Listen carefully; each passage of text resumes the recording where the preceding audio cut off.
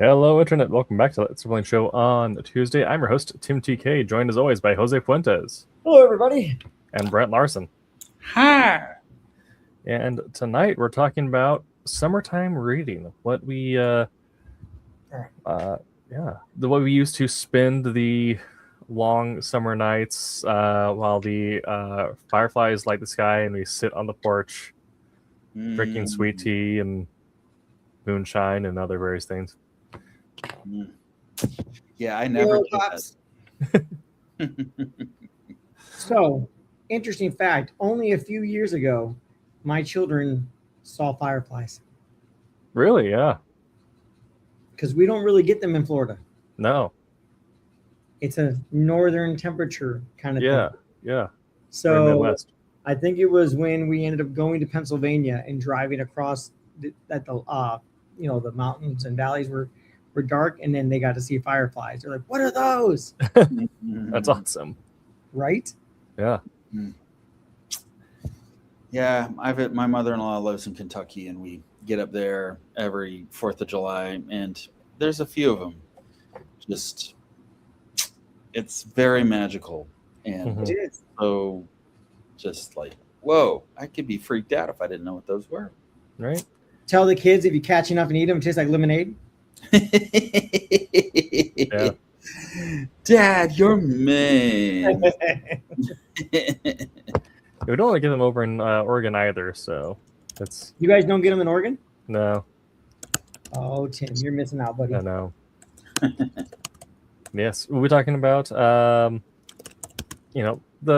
habit of the summertime read, like what we do read, the culture that goes into reading clubs and all that fun stuff. As well as, the vibes of a summertime book versus a winter book. I'm sure we'll get into like very nitpicky, very objective, hard reasoned facts over what defines a summer book. But before we get into that, we do have a little bit of housekeeping. If you want to head on over to the... Where's our banner? They've added more banners. Anyway, I can't find a thing. But if you head on over to the Silverline Comics crowdfunder, you can go ahead and place yourself an order for some sweet trade paperbacks. And this is all of our completed series so far. If you want to get it in a trade, the value is pretty astronomical as far as how much they're discounted versus getting them in a floppy. So if you have not got finished any of these stories and want to have a chance to sit down and read one in one go, perhaps on a lovely end of summer evening coming to September, then now is your chance. Let's see. Is that it? There it is. Jose found it. Right? Or if you just have spots missing in your bookshelf, you have to fill them. Yes. You have to. The compulsion is there. I just moved, so my bookshelves are barren again, but they won't be once I get my boxes unpacked. But right. I just have the illusion of, I can buy so many more books now. Yes. Have you heard of the word sanduko? It's the Japanese word for the act of buying books that you don't read. Oh, okay. Which makes me feel better. Yes, I'm an ardent practicer of sanduko. Yeah. Yes, I love it. Wait, you don't read them? I want to read them. I think that counts for something. How's that? So my goal in life was to have a room that's just a library, just all the books that I've collected over the years to put up on the shelf. And when people are like, "Oh man, like, what book is that?" Oh, let me tell you a story about that book because I've read it. There you go. Nice. See, the goal is always to read them, but the problem is like you always buy. You can buy faster than you can read usually. That's fair. That is really fair. I mean, I eventually read them. I also haven't bought a book in a while. Since last year, and that's not seen. Listen, last summer at least, if not before. Okay, that's a long time for book buyers. I mean, I still have yet to get through Wise Man's Fear and start on the King Killer Chronicles, despite the fact that it's been the hotness. That's not a book. That's a King James Bible. Yeah. Holy cow. I have a family Bible I got from my mom that was handed down to me that's about as big as that. Yeah, respect. Right? Yeah. That's crazy. Mm. Okay. I don't read books that big. I mean, I went with a Bible study that I'm in. We drove up to a place called Chamberlain's Book Mine in Jacksonville, Florida, a few weeks ago. And once again, it's the biggest used bookstore I've ever seen. They have sections on things like bullfighting, and yeah, that's how much they've got. But where is that? In Jacksonville? I mean, that makes sense, right? Florida, Cowboys, Caballeros. Yes, actually, I just think they got everything. But I was so excited because a used bookstore is my favorite kind of store. It's like they're saying, "Hey, you want new stuff? Well, used is better, and this way you get to enjoy something somebody else is enjoying." But anyway, Right. So I bought a ton of books. It'll take me years to read them, but That's fair. that's okay. Yeah. It just it creates this exciting sense of possibility. Like bored, I will never be bored. I have staved off the boredom for possibly years, and know where to go if I start getting bored again. Go back to the used bookstore. It's beautiful.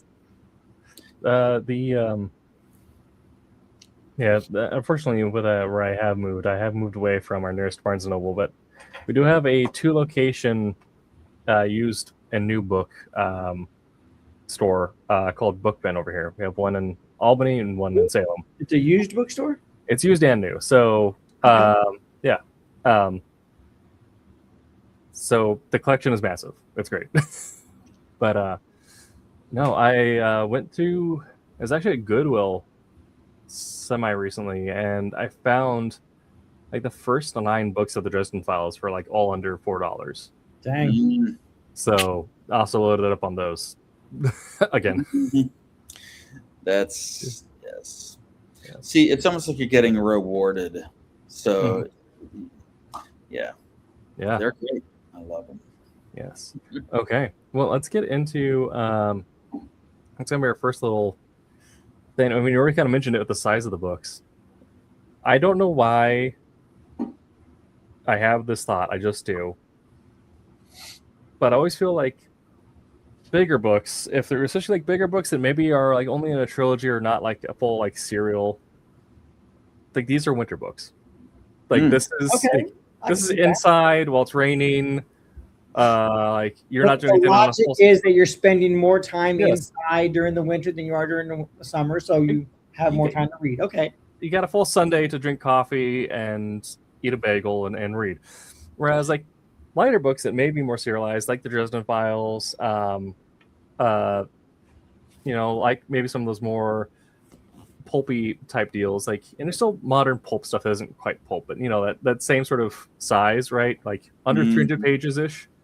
Like that's a good summer book. Like that's a good, like that'll get me through a couple weeks in the summer, right? Okay. Huh.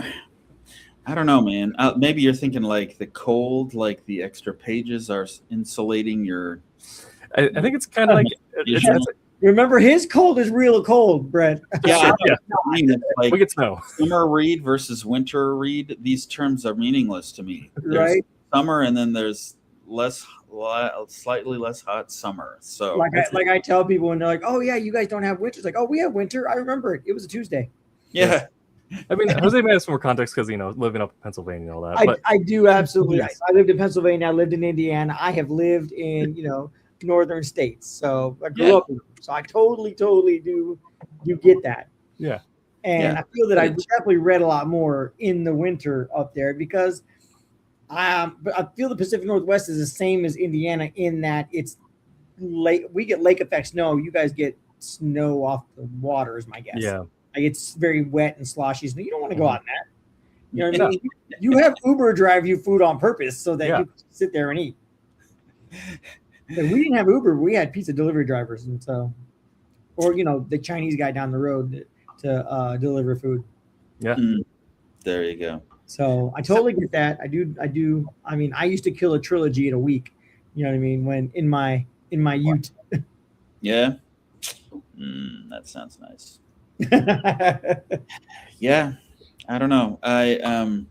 Yeah, everything goes for me at any time. Like I actually, I for the first time ever, I signed up on the Goodreads app for a goal, and I think I made my goal like 40 books in a year, which I'm now like I'm hopelessly behind. But in the summer months, I was like, I'm going to read the Narnia books.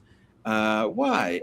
7 books. So short, and yet they still count as books. So I'm now competing with myself for a non-existent prize to see how close I can actually get to nailing this goal. And I'm now 7 books closer, whereas if I had chosen a regular book, it would just be 1. Is it from like whenever you signed up? Is during the summer to summer, or is it? It was it's calendar year 2026. Gotcha. So yeah, I think I still have 20 to go. Something like I really better hope I get sick for a long period of time, because that's when I can read. So and that's when I'm like, go to a convention, shake some hands. Yeah. I don't know. Yeah. I mean, that's also, I mean, because the summer reading challenge is definitely part of the summer book culture. And Goodreads definitely helps perpetuate that. But and it definitely goes back to school when you had like Sussex Book Fair and stuff like that, where you'd get your summer reading challenge, right? Then those of us who were nerds decided to keep on doing the same thing once we got to adulthood, and our jobs don't have a summer break, so it's kind of harder. Listen, we used to get free pizza. Yeah. You get to do the book it. You read a few books, get free pizza. As adults, we don't get a free pizza, but we still want to read. So I know. I'm just every time I turn in a punch card to my partner, they just kind of stare at me. Everything's points. My wife is evidently a platinum member of the Chick-fil-A points group or whatever. Nice. Like it blows my mind. Yeah. Or what's the other one? Tropical smoothie. Tropical smoothie. I think it's it. We'll go. I'll just spend points and get us drinks. Like, how many points do you have? I'm like, 15. Yeah. How many do you have? 3,400 and blah blah blah blah blah. Yeah. Okay. What can I get for 15 points? Right. An empty cup. I'll smile at you. I mean, so Brent, your summertime read this year is the Narnia series, which is not, polar opposite of what I've described of like the light airy book. Like some of those are thick. Yeah. I mean, I had been wanting to read them for a while, but and I was knocking out typically a book every couple of days. So, and that makes you feel productive, which is exactly what reading is all about, is to help you feel productive. And then, but now I'm done with those, and I'm reading other stuff, and it's taken me a long time, but that's all right. Do humans happen to have a genre of choice? Gosh, I got this like little gnat driving me nuts. Genre of choice for books that you'll pick up. Usually falls under. I'll preface it that it has to fall under some level of absurdism. Absurdism. Where like I'll read like modern fantasy or like off-kilter sci-fi type stuff, but like they kind of started them in the spring, but I guess my summer read was the Dungeon Crawler Carl series, because I read through that to where it's currently is. No spoilers. I'm only on chapter 8. Yeah. Or sorry, chapter 30. I'm on chapter 30. My bad. Yes. I just finished book 8, so I have to wait for book 9 and then book 10. So you recommend? I would recommend, definitely. I feel about it. Yeah, but it is that, I mean, there are also thick books. So I don't know what I'm talking about. I feel like maybe I preach that the lighter book is like, it's like the cold soup, right? That's like what you have on like a hot summer's day. But sometimes you just want to stew, and they're definitely stewy books. Like they're packed full of stuff. I'm doing mine via audiobook.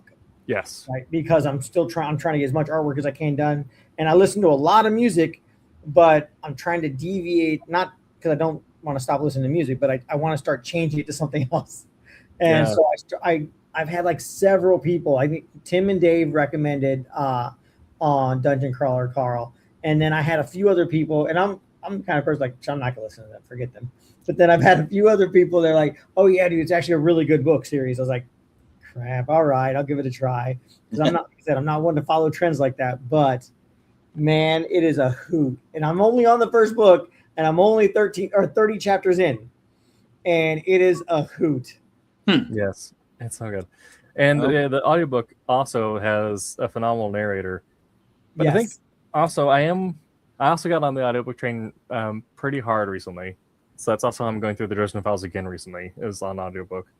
But I feel like also it's easier to sit down with a hardback or a large tome during the winter months when you're stuck inside, whereas an audiobook is great for, when you're actually going out and doing stuff. Right. Do a lot of skateboarding, do a lot of productive. yeah. I'm the type of person to put on audiobook while I go to the store and just ignore people. So You're walking around laughing out loud, and people are just looking at you weird. Yeah. You're that guy at Walmart. What is your genre of choice in your reading? I don't really have, and I'm actually looking at the stack of books I got one. I've got everything.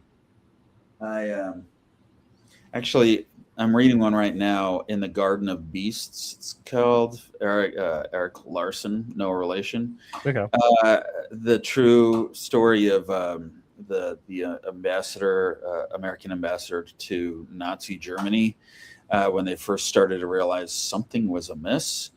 And so that's a nonfiction book, which I probably prefer fiction, and I'll always go to the Stephen King section just because he's probably influenced me more than any other writer I can think of. But so probably the horror genre. But what's funny is I don't know a lot of horror writers that are my go-to writers. So like this last time I was at the bookstore, I actually Googled what are the best horror movies of horror novels of the last 10 years and looked for them, and they had a couple, so I picked them up. So I do like sci-fi. I'm wading through the Expanse novels. Oh, they're great. So good. There's so much. Yeah, I know. But I'm not great. I don't really think I'd want to read a or like a period piece romance. That's probably one I would stay far away from, but probably I like most everything. So yeah. I mean, I feel it's no secret. I'm a huge fantasy fan. You know what I mean? So yes, like Dungeon Crawler Carl, I've read almost up until the mid or early 2000s. I've read all the Dragonlance books. I've read all the Forgotten Realms books. I've read 2 or 3 Dark Sun books.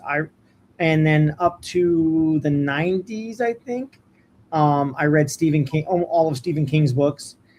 So I mean, I've read, Night Shift was one of my first ones. Salem's Lot, I loved it. I've read that one, physically read that one like 3 or 4 times. That's how much I love that book. The original movie could have done it justice, a lot better justice, but whatever. The book was amazing. It's been shot like 3 times. Dude, yeah. It's been great. Every time, right? I mean, it's gotten a little better, but now we're ad-libbing. Now we're adding stuff that to me wasn't in the book. Like, oh, this was interpreted. No, with that one, I read it the 9 times I've read it. Yeah. But Tim was talking about seasonal reads, right? Mm-hmm. And definitely my taste changed during seasonal reads. So like as we do get a little bit of fall. You know what I mean? Fall. Autumn. We call it autumn. Yeah. And up north, I was like, why don't we just call it fall? Like it's fall. All the leaves fall. It makes sense. Down here, we have to call it autumn because we don't get any leaves that fall. So I tend to switch to H.P. Lovecraft. Oh, yeah. I read a lot of H.P. Lovecraft. And it's a lot, like, I'm telling you, if you do audiobooks and it's older books, LibriVox is a LibriVox, yeah. Yeah. And I cycled through all of the H.P. Lovecraft books while I was working at the Walmart distribution center because I would have to go up into the freezer. And, shh, don't tell nobody. I listened to audiobooks while I was in the freezer because I was the only one up there. Yeah. But yeah, like just all the time, audiobooks through my ears, like on break, on any chance I got. And I've gone through all those. I've gone through all the Barsoom books during the winter, during the autumn time period. The Edgar Rice Burroughs, John Carter, Deja Thoris books. I've been through all of those, but the two that they had that were messed up. I think that's the only two I haven't read. Okay. So yeah, like I said, fantasy. Currently, I'm going through some graphic novels that I haven't watched or read. I haven't read in a while. Yeah. Tim looking down at a giant stack. There's a giant stack there, isn't there, Tim? We're not looking. So we did just go to a comic swap, and so I picked these up. I haven't tried them yet, but it's it's kind of an unhinged name. It's called Candy and Cigarette. Candy and Cigarettes. Yeah. Is that a manga? It's a manga, and it is. It looks like a young girl gets stuck in the Yakuza. The Chinese mob? The Japanese mob, yeah. Japanese mob? The Chinese are the triads. Oh, that's what it's right. Yeah. Or well, something, but actually, I think she might just be a mercenary or vigilante of some sort. But yeah, it's just a kid who gets really good at guns and picks up smoking and gets involved in stopping crime and conspiracies. I mean, that's what happens, right? That's how. Yeah. I'm from Arizona. We call that a Tuesday. Right. These are my finds though. I got the Cable 2-parter for $1 a piece. Nice. Oh, wow. Yeah, I know, right? And then also got one of the Age of Apocalypse one-shots. Which one is that one? It's X-Men? X-Men, Amazing X-Men. Let's see. It has the cool-looking storm with the giant white bee piece. Yeah, Quicksilver's on the team, right? Yeah.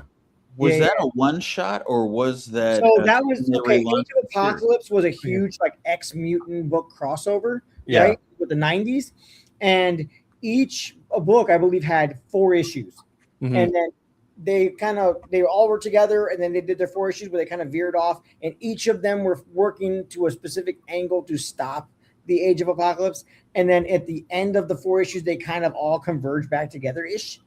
And so you had what? Then you had everything that happened, but yeah, like there was Generation X, which was Next Generation. There's Astonishing X-Men. You said there's Amazing X-Men.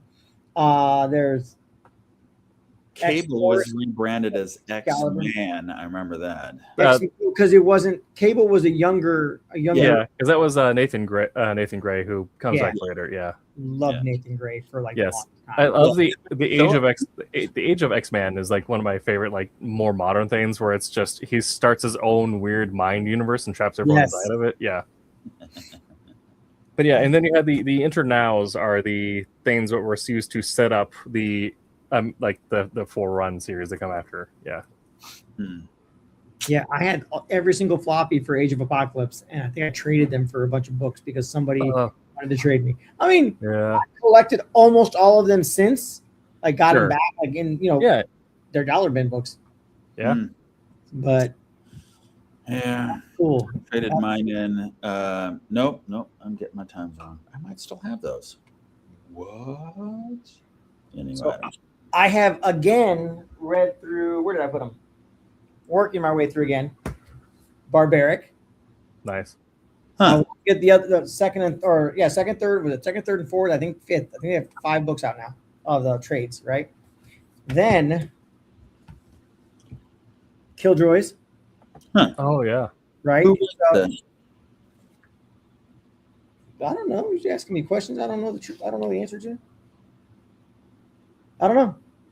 It looks like Gerard Way. Oh, he wrote it. Yeah, sorry, he wrote it.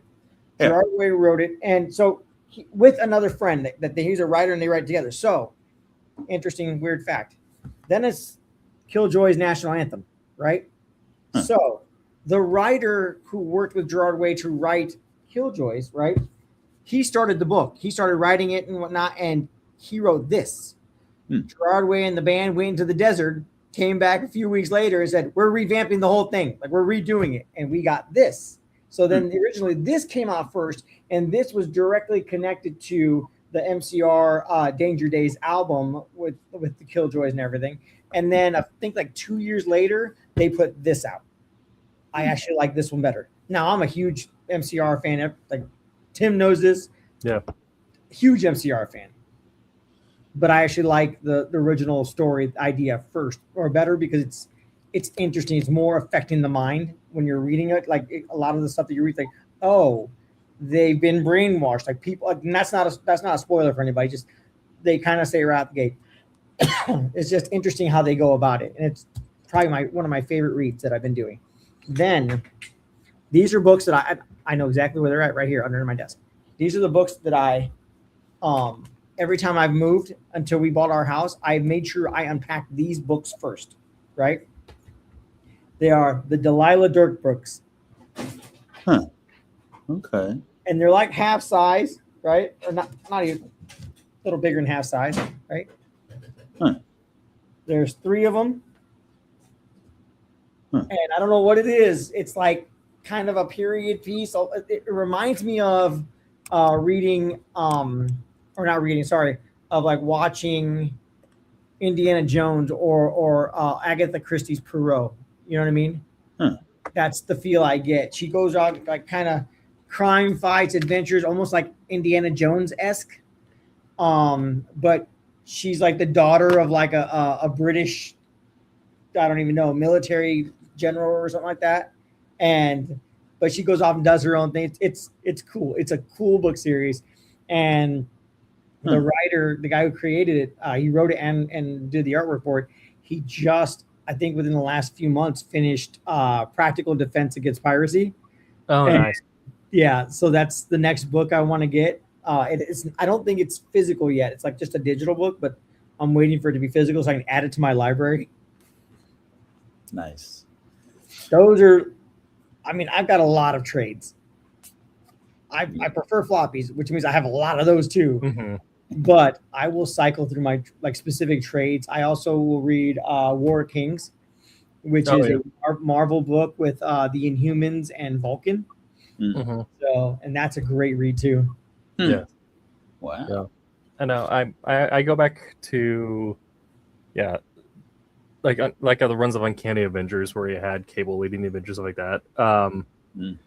But what's going to be probably my summary next year, because I'll have to get through my current reading list. We're finally getting the omnibus for the middle chunk of Age of Krakoa. So we got the omnibus for all the stuff that leads into it. We got the omnibus for all the stuff that happens at the end and afterwards. We're finally getting the omnibus that's going to have Uncanny X-Men, Objective List, like Marauders, X-Force, all that stuff that happened in the middle of Krakoa. It's going to be huge. So I'm saving up my reward points at my comic shop to get it for Nuts. I'm not paying full price. Yeah, dude. But yeah, so that'll be my summary next year. It's probably all of the Krakoa cycle. Just, try and read through 5 years of comics in 3 months or so. Right? Yeah. 3 months. Like it'll take you that long. Yeah, all right. Yeah. I'm working through the Walter Simonson Thor omnibus. Oh, yeah. Nice. And I actually did not read it through the first time, and when and I was in the comics then. I don't know why, but it just passed me by. So sure. So that's pretty exciting, and I've only just started, so I've got quite a ways to go. It's fun. Listen, I mean, we got to fuel or feed ourselves, right? And I know religiously we have, we go to church to feed ourselves, to get fed Bible verses and lessons and stuff like that. But man, we got to feed our imagination, and by doing that, getting into the books that we read, the genres that we like, you know what I mean, getting into those. And I think people that don't read, I don't think nothing ill will, but I think people that don't read don't understand how much like we get involved into it, right? And that involves even going into role playing and involves into comic books. You know, when you're creating comic books, my wife didn't understand in regards to role playing. My wife didn't understand when I would tell of like old games that me and friends played. I was like, oh yeah, I did this and I did that and I did this and I went up against this dragon or I flew through the air. Like, but you didn't really do that. I was like, no, that's my character. But when when you're a DM or you have someone DMing, like telling the story, ideally you want them to embody themselves into their character. You want to be able to be a part of that story. You know, just like reading the Dragonlance books, you know what I mean? There came to a part in the second book, and I believe it was the second book of Chronicles, and I was just like, I just started bawling. Yeah. And because a significant thing happened that you didn't expect. And was it Stern? Yes. Yeah. Yes. He was a man. He was a man, yeah. Huh. How many people just gonna stand there straight up against a dragon just right? Oh, dude. I mean, no, yeah, is the one thing that made Radagast cry, right? Or what's his name? Raslin. Racing, yeah. Raslin, yeah. It's like it's an emotionless just piece of crap, and then like my brother ate it. All right. Like, dude. Yeah. It was, but you know, we get engrossed in our stories. We get engrossed in the stories we create. So as comic creators, I mean, I get engrossed in the books that I'm working on. You know, I want to know, like, it's not just, oh, here's the script, just hurry up and draw it up. Like, no, I'm going to go through it. I'm invested in characters. I'm invested in the story, plot storylines that are processing through these books. I mean, reading on my reading material is the same thing. You know, I'm sitting there reading my Danger Days and I'm just engrossed in it because I want to know what happens. Like, a good book is going to pull you in, keep you in, captivate you. No. And then when you're done, you're left either with questions, with emotional trauma, or inspiration to do something else, to continue on. I have a great book, all three. Draw characters. Yeah, totally. Books I've read. Yeah. Yeah. I mean, this is also going to be like, this might just be because I'm a highly medicated person, but I also feel like weird take. Dragonlance books, great summer books. The Drizzt Saga, winter books. Yeah. Yeah. But yeah, I mean, it's that. I think that's also. I mean, that's the thing I miss about living in Florida, right? Is that essentially it is kind of like summer all the time. Yep. But that kind of weather, definitely. I mean, seasonal affective disorder is a thing. Having that kind of weather does boost your mood, and you're able to feel more energized, refreshed, recharged, all that.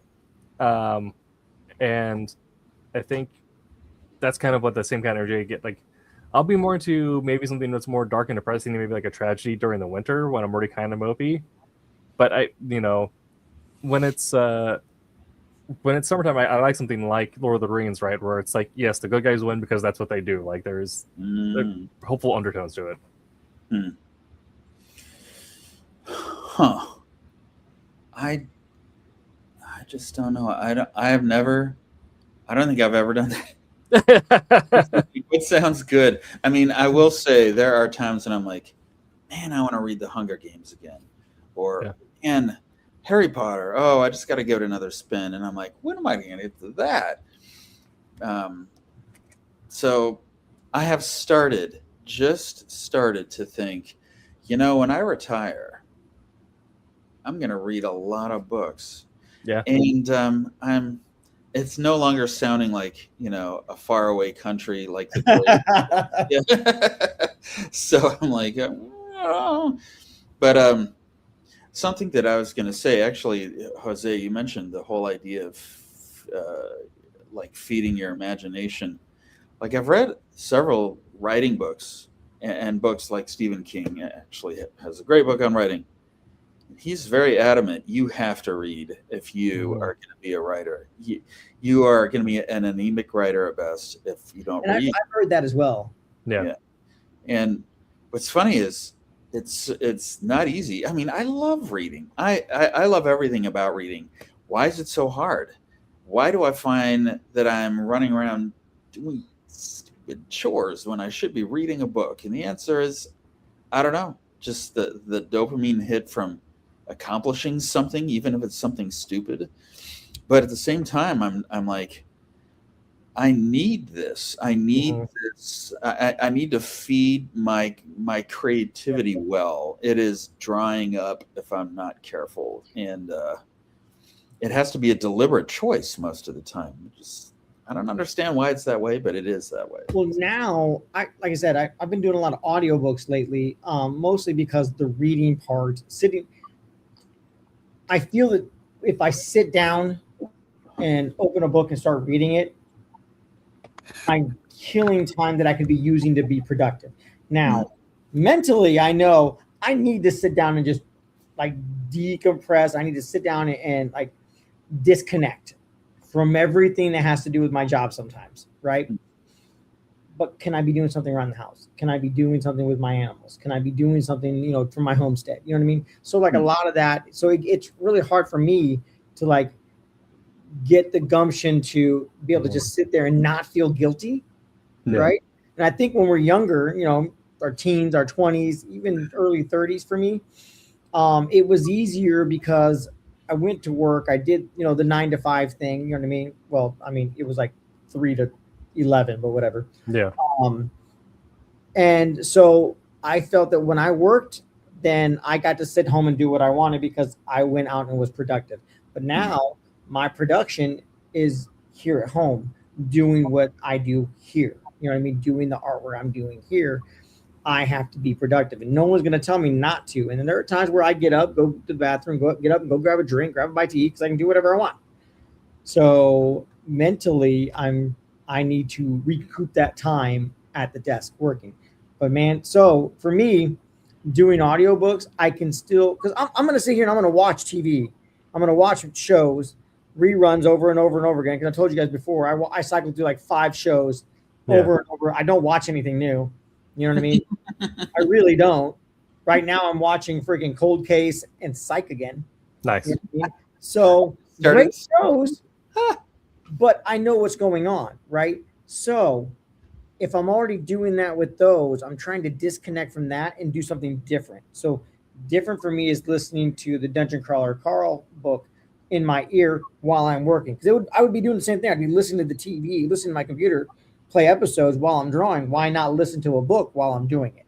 You know what I mean? So I'm trying to stimulate my brain and continue being productive at the same time without feeling guilty. Mm-hmm. But I never felt guilty back in the day. You know what I mean? I was like, I've earned my time. I don't want to do anything. I'm just sitting here and read. Yeah. Plus I got kids. And, once you start having kids, well, then it's all about reading Berenstain Bears and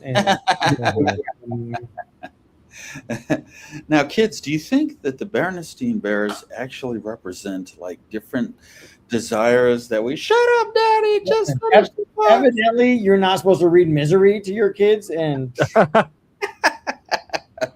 guess you're not a good parent if you do that. You're to read it to your 8-year-old.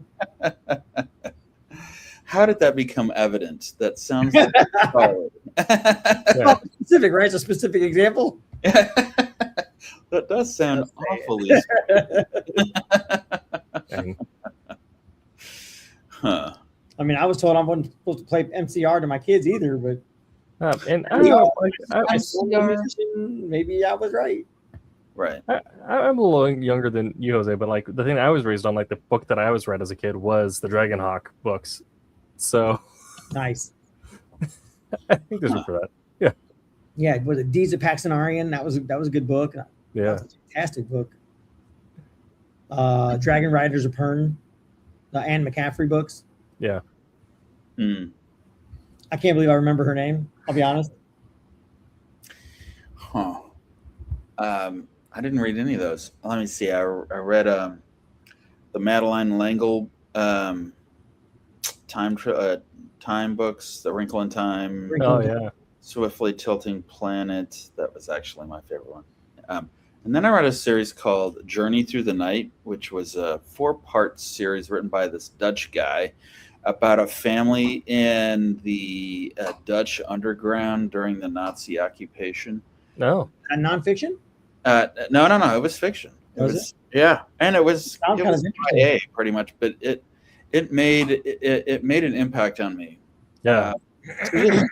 That subject is so richly evocative of just about any kind of narrative you can think. And I was just talking to somebody about it today. Something about World War II, that era is just so ripe with story ability and imagination. Absolutely. Not just movies, but like some of the books, and I have not read them, but I know my wife has read them and we talked about them, but they've spurned a conversation between me and my wife about it. My wife, my father-in-law was a huge, what's the word? Fan is not the right word, but interest in World War II and Nazi occupation and the Holocaust specifically. Yeah. I think it's one of those things where it is.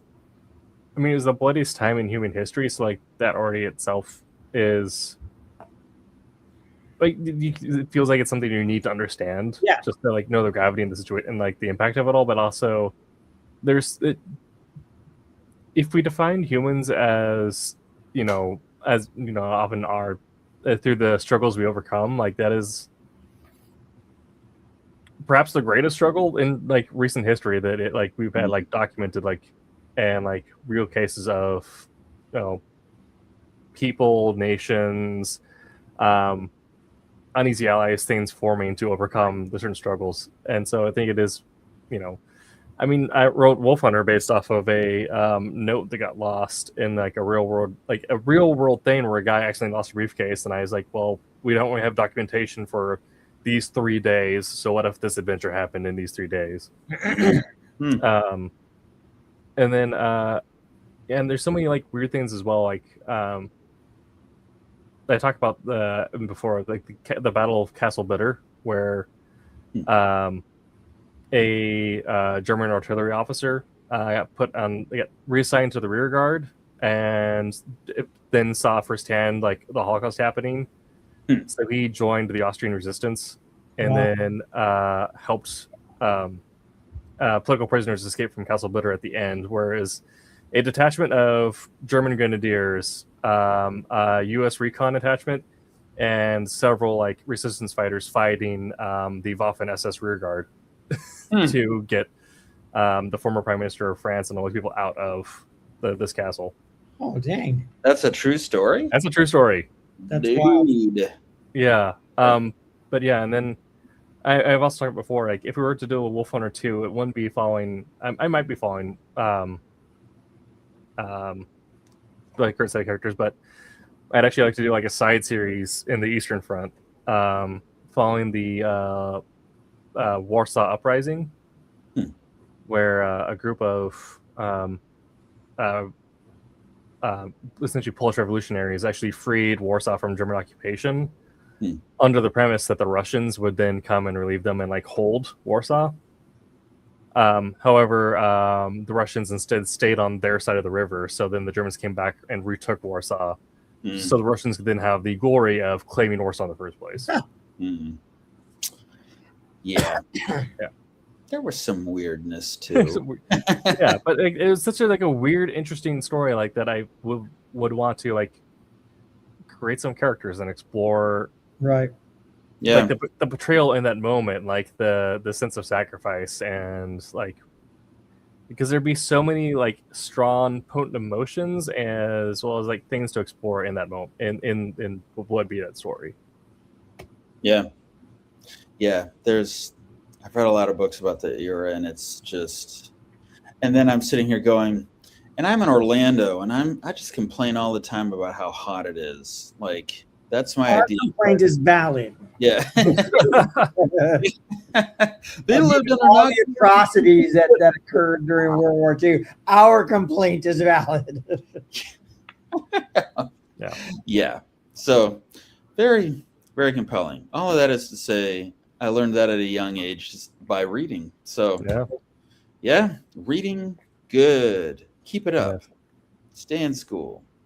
Stay in school, right? Yeah. if you can't read, have somebody read to you. Yeah. If you can't read, learn. There's phonics, right? What was it, ABC Mouse? Yeah. I mean, I'm being sort of funny, but I mean, it's legit. Yeah. I mean, it's just one of those things where, like if you know, maybe you're someone who struggles with dyslexia, in like which case, audiobooks all the way. So good. Yeah. I see that. My daughter has dyslexia, and she likes to do graphic novels. For some reason, it's easier for her to read panel to panel.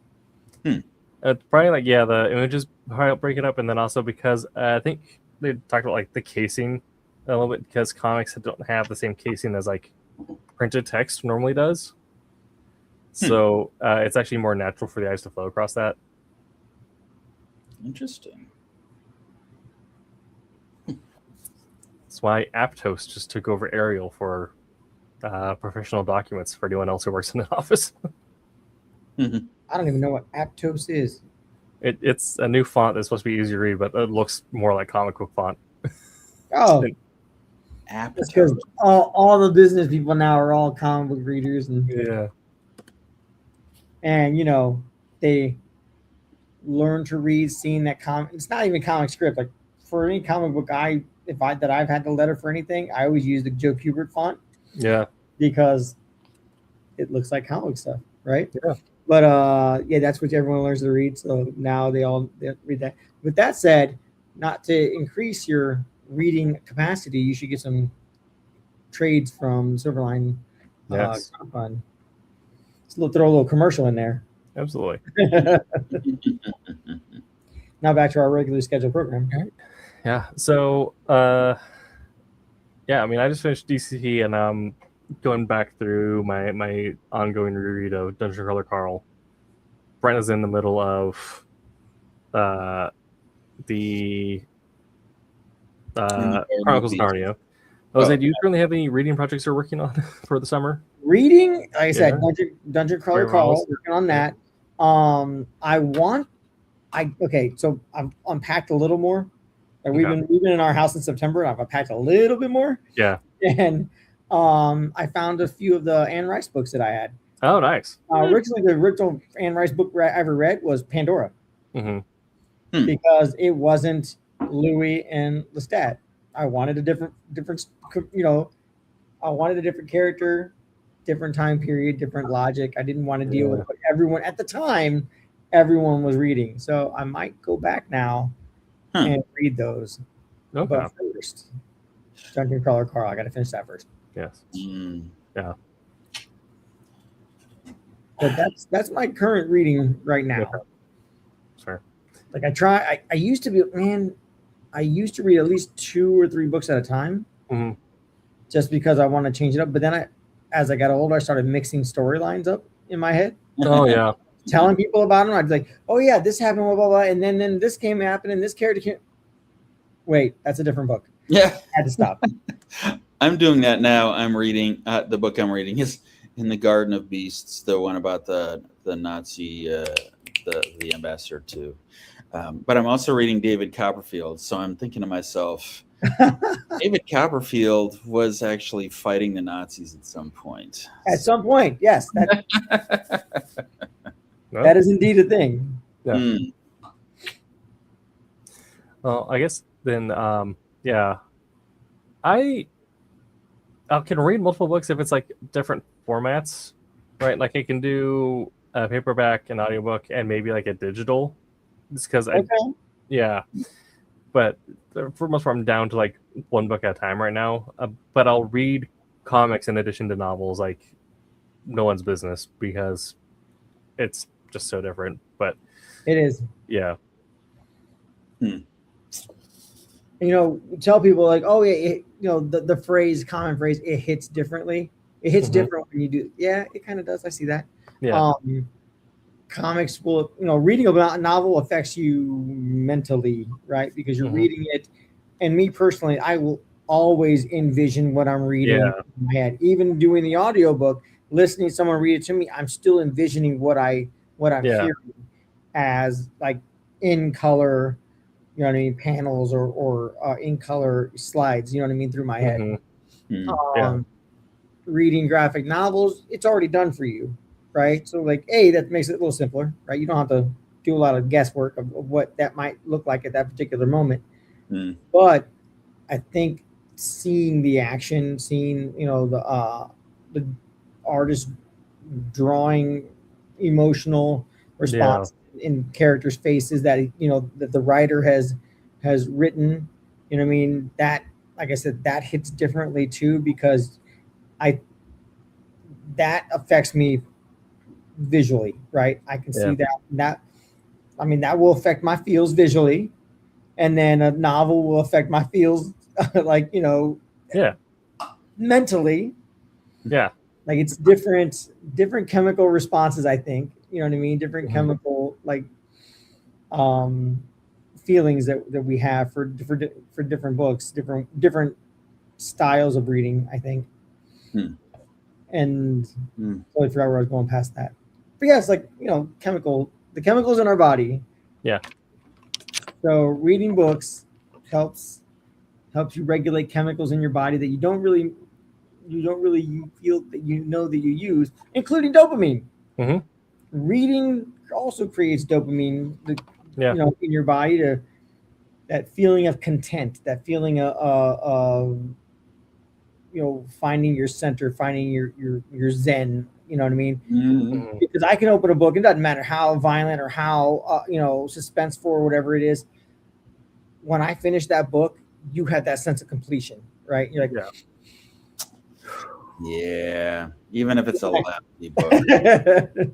I mean, that was like the whole idea behind the catharsis, right? Like the achieving of emotional release through medium, where and I think it's also why the whole argument against violent video games is so weird, because it actually makes people more peaceful.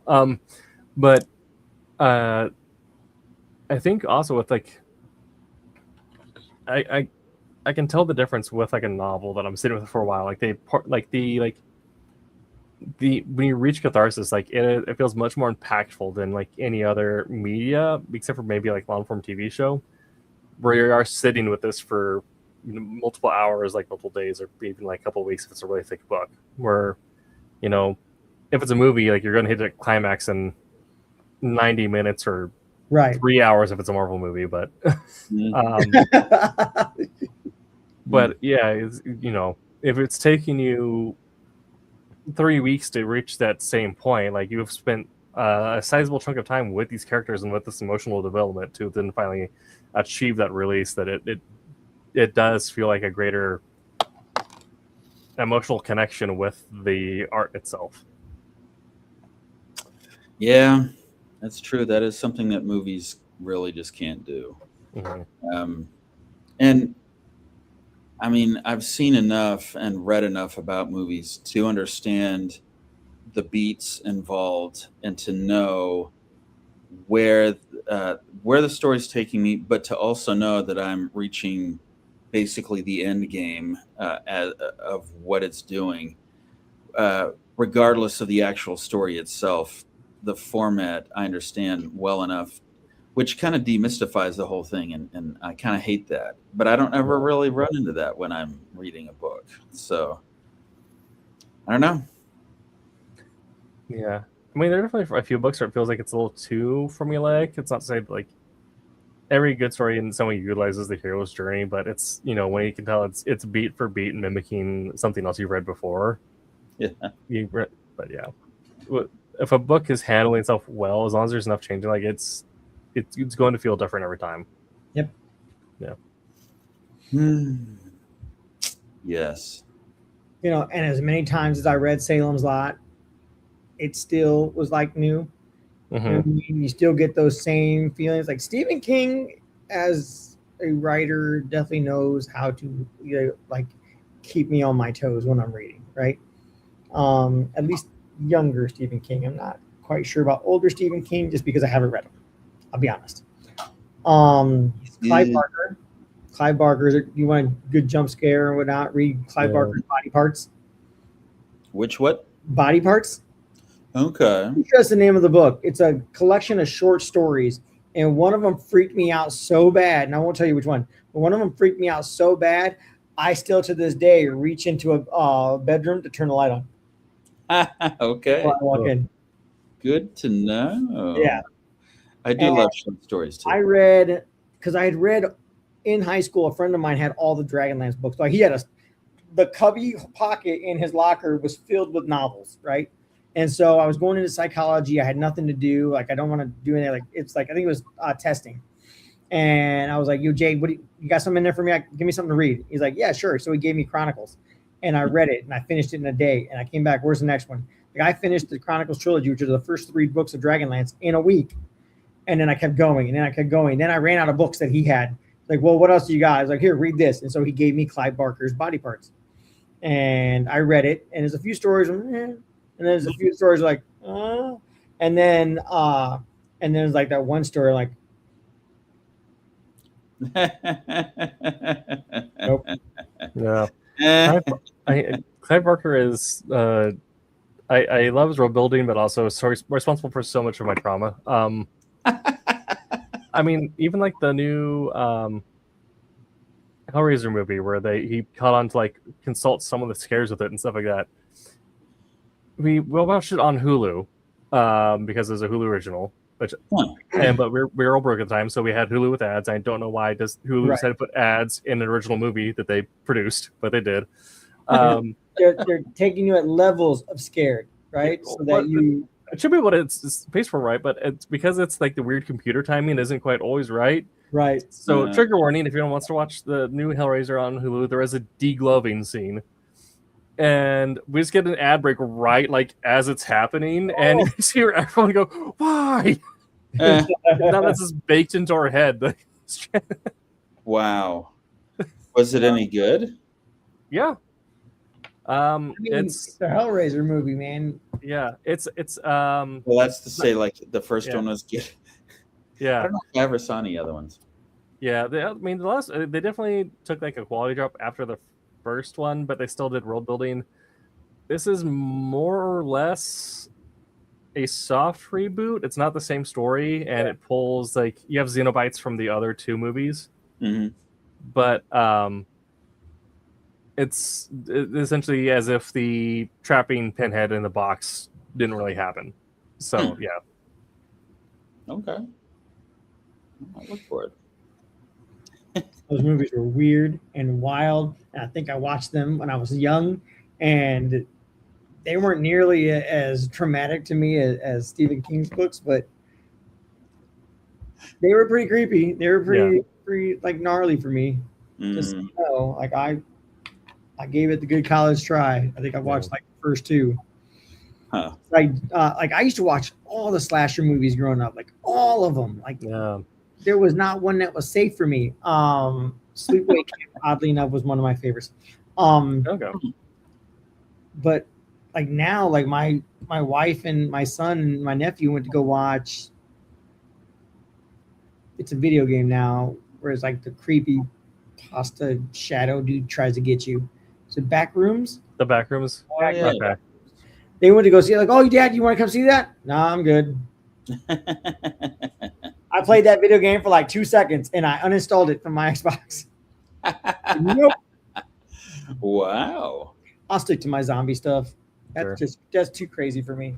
I mean, yeah. I'm also in the middle of, I don't know if I guess it is kind of summertime vibe because that's when the story takes place, but also my rewatch of Twin Peaks. The series Twin Peaks? Yeah. I love that show. Right. I knew about it, but never really watched it until my teacher Sean said something to me, and she was talking about it in class, and I was like, "What's that?" Like, explain that to me a little bit, because I know about the show, I don't know anything about it. So she started telling me a little bit about it. I'm like, okay, yeah. I watched all of season 1. I watched most of season 2, just because I haven't gone back to it, just because I don't know why. Something got in the way. But season 1 is probably the better of the 2 seasons anyway. I like season 2 better because it gets into the surrealism. Maybe it's a little bit too lighthearted to compare to season 1, but yeah. No.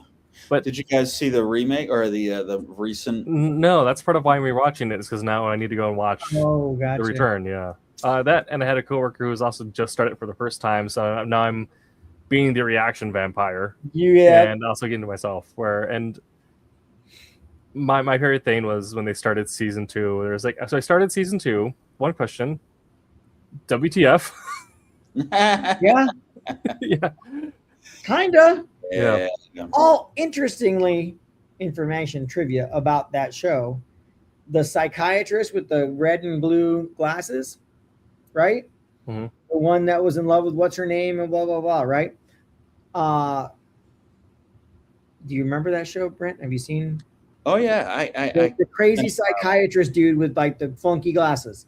Okay. He had like red and blue glasses. They were different shapes. One was round, one was like squarish or whatever, right? Okay, it's starting to come back. That is Gideon, the youngest brother from Seven Brides for Seven Brothers.